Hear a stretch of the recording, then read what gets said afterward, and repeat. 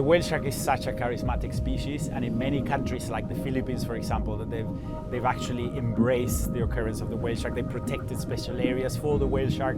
This way of connecting people to a species, a symbol of what the ocean represents, makes the whale shark a symbol of our oceans.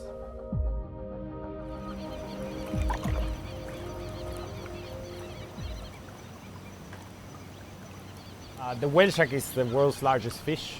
It's a type of shark, and they grow to almost 20 meters. They're also rather docile, right? They don't have big teeth like most of your common sharks, but they're still very majestic. And the way they move and the way they appear and disappear out of nowhere is quite spectacular, really.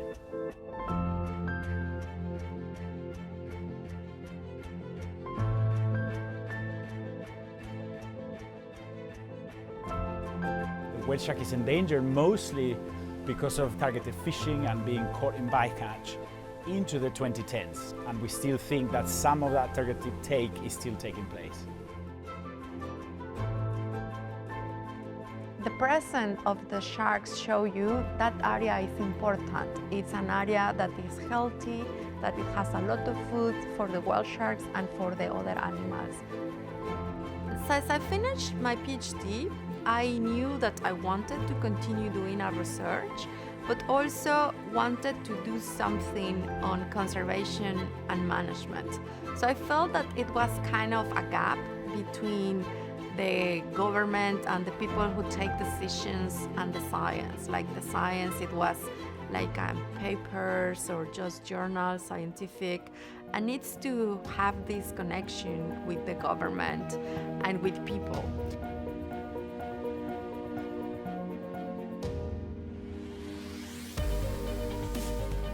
Luckily, we have some clever engineers that have adapted an algorithm for spotting stars in the sky, and we can apply that algorithm to the spots on the body of a whale shark.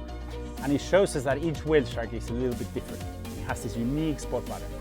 Now, if we take a photo, say here in Donsol of a whale shark, and that spot pattern is shared on a global database, and somebody puts the same photo of the same spots from, say, Thailand, it means that we match the movement of that whale shark between Philippines and Thailand. And this is a very powerful resource because in many parts of the world, a lot of the whale shark research actually relies on citizen scientists almost exclusively. That data can be put to good use for us to understand their movements, their habitat use, residency, connectivity between countries and regions. And we can do that with the power of their spot pattern, their fingerprint, and the power of diverse snorkelers as citizen scientists. We have been able to see movements between localities, also that the juveniles remain in the Gulf of California and that the animals return year after year to the same location. So actually are the animals that are showing us that these areas are important for them. And thinking on that, it was the way that we started to do the protection of the habitat, because we found that it was not like a random place. It was really important for the animals returning. We have some animals that we were able to track for, I don't know, more than 10 years. People oftentimes ask me about the impacts of COVID-19 on the marine environment. And I can say that it's really been a mixed bag, where suddenly there's no boats running around and you're suddenly seeing sharks and manta rays in places where they hadn't been seen in 30 years. But on the flip side, an issue which we've seen around the globe is that protected areas, national parks and things, they rely upon having enforcement. They rely upon having patrols. And many of those patrols have stopped during the COVID-19 era, and the bad guys knew that. And we absolutely saw a massive uptick in illegal fishing in a number of these areas. Tourism models that build around sustainability. It's very important that we consider all our options when we're making decisions. And this is not just from choosing a sustainable operator if we want to interact with whale sharks, but it all ties into our ethos and our way of life. If we're going to choose sustainable choices for whale shark tourism, how does that align with unsustainable use of, say, plastics, or our unsustainable use of fossil fuels? It's all linked into choices. So us as individuals can make a difference, but it has to follow through. It cannot be a shallow decision that works today, it doesn't work for me tomorrow. We need to have that change in behavior, that change of attitude.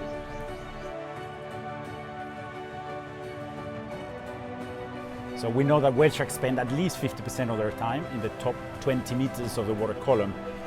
So when we can overlap, track individual whale sharks, how they use that habitat, and we overlap it with shipping traffic and fishing traffic and other boat traffic, we know that there's a lot, or a very high probability that in some hotspots around the world, whale sharks are getting slammed by large vessels. There's a lot of whale sharks that are being killed because of vessel collisions that we're not seeing.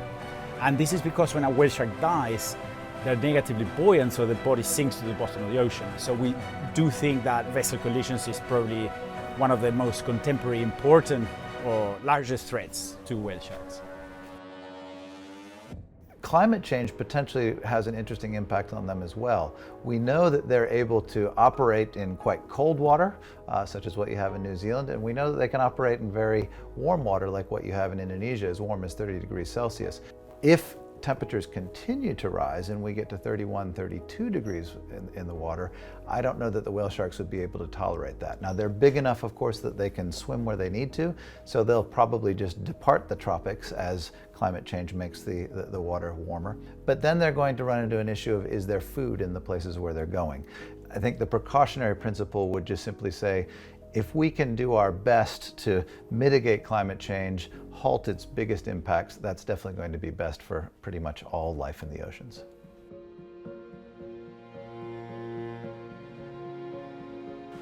The Whale Shark Day was a day that I'll never forget. I was like, all right, Lorna, let's go for a dive.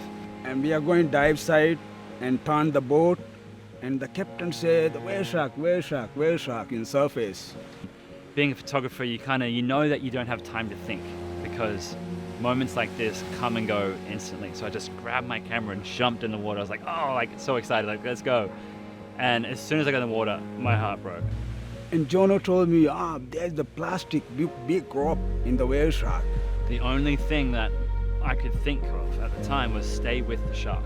Stay with it, don't lose it, and yell at Lonu like, get a knife, get a knife, get a knife. Lonu, go back to the boat, grab a knife.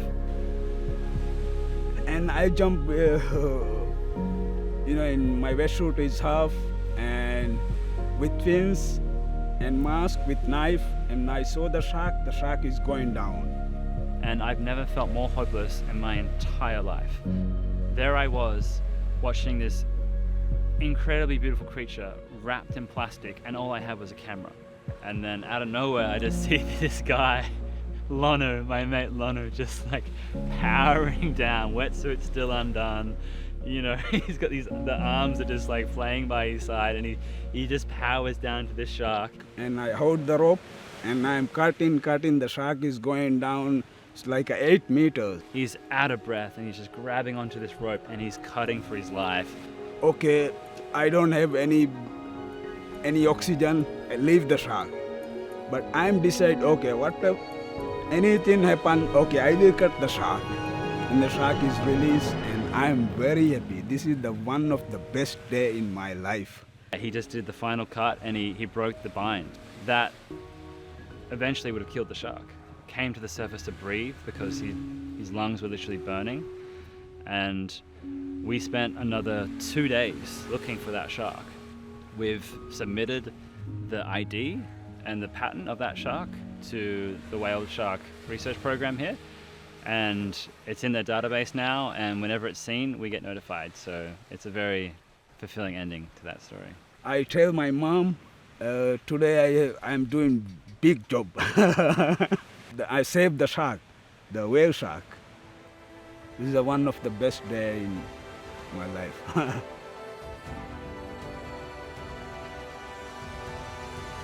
Being a marine biologist, we learned that since the beginning that everything is connected, no?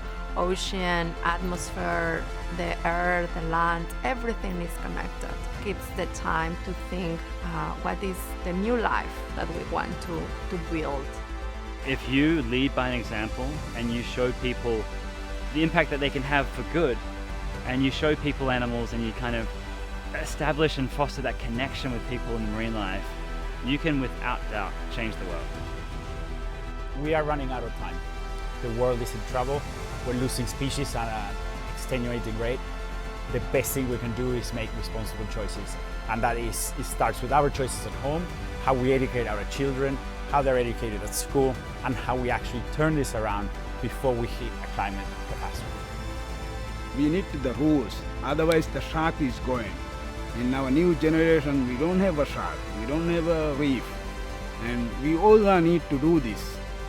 And everybody together we can, and we will. I hope.